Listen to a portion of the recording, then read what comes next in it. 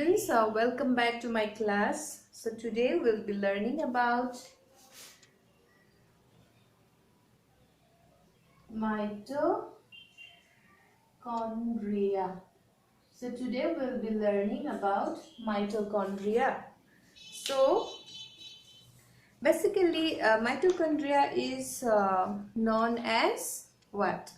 So it is known as powerhouse of the cell. So this mitochondria is mainly known as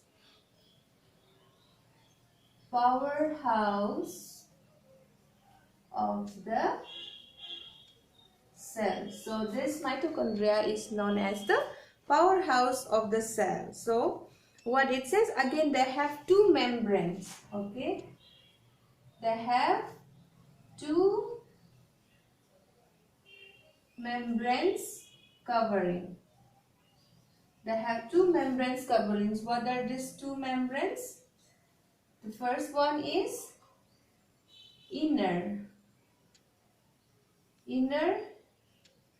membrane, and the second one is outer membrane. So they have two membranes covering. The first one is our inner membrane, or let's say outer membrane, inner membrane. It's the same thing. So this now outer membrane. Okay, as we wrote this first, let's see inner membranes. This inner membranes, they have this inner membranes is deeply folded. Okay, this is deeply folded. You know what is fold, right? Folds. Okay, deeply folded. And outer membrane is porous. Porous means something, for example, liquid. It passes. Okay. So outer membrane is porous, and then inner membrane is deeply folded. And in the first one, since it is a deeply folded, so these folds, okay, these folds, it actually increase. Okay, increase. So this increase something. Let's see, increase surface area for ATP generating chemical reactions. What it says? It increase, that is surface area. It increase surface area for what?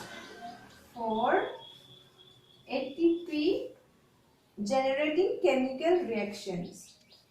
ATP generating chemical reactions. So what it says? This inner membrane, since they are deeply folded, so these folds, it actually increase. What does it increase? It increases surface area for generating ATP generating chemical reactions. Okay.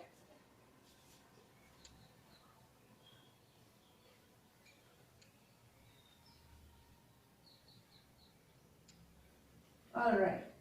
So now we'll see the next is the energy is released by mitochondria in the form of ATP molecules. What it says, since the very first one we have mentioned that they are known as the powerhouse of the cell. So how the energy is released? It is released in the form of ATP. Now you know what is ATP, right? That is adenosine triphosphate. Okay, phosphate, adenosine triphosphate. So energy is released in the form of ATP. Okay, ATP molecules. So ATP is known now. This is energy is released in this form, ATP, adenosine triphosphate. Now this ATP is also called as energy currency of the cell. Energy currency of the cell.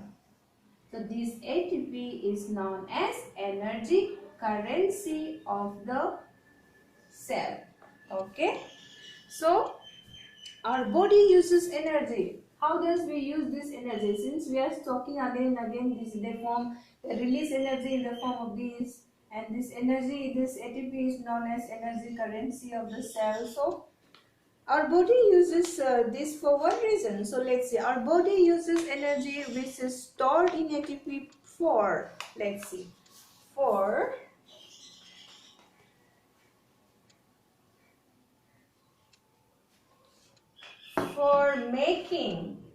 making, what? For making new chemical, for making new chemical compounds, for making new chemical compounds, and for mechanical work.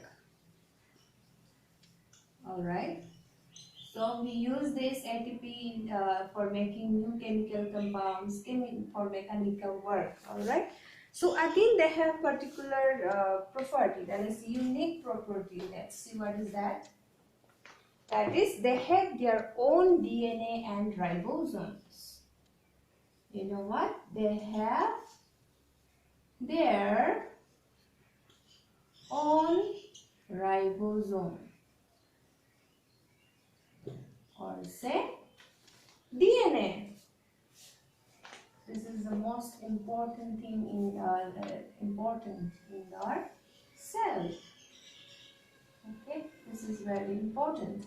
They have their own ribosomes and DNA. Okay.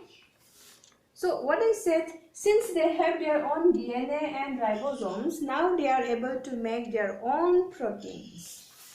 Now they can make their own proteins. Okay. So these things are very important for our cell. So this is one of the most important cell organelles which we have studied. Okay, in the next class again we will learn the following. Thank you.